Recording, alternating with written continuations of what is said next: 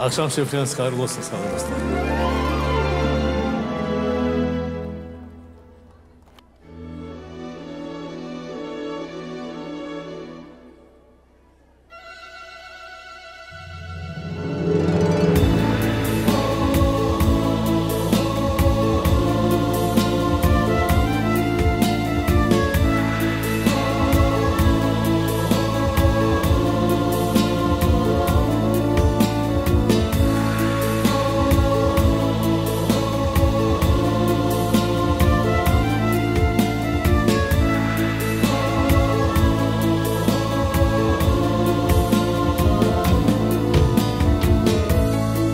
İnsan sevginin varken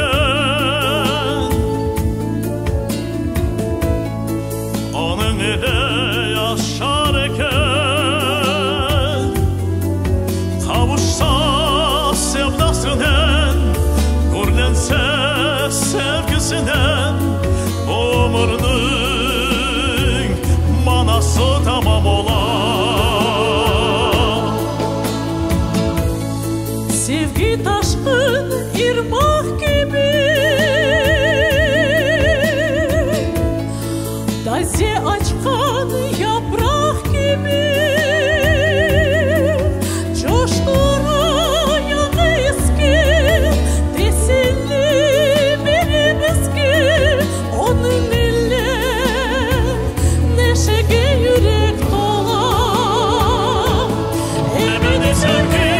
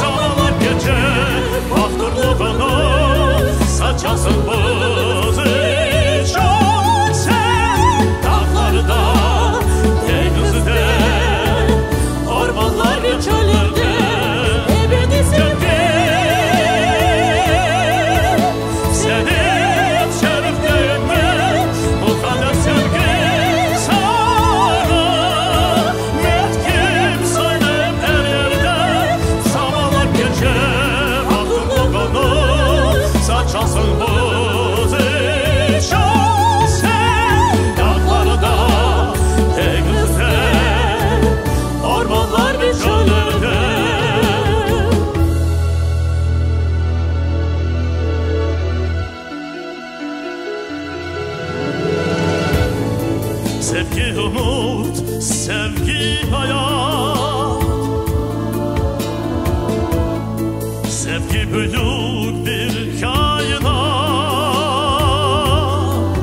göklerde parıldayan, dünyaya keng yaylayan aşk duygusu Tanrı'dan büyük bahşiş.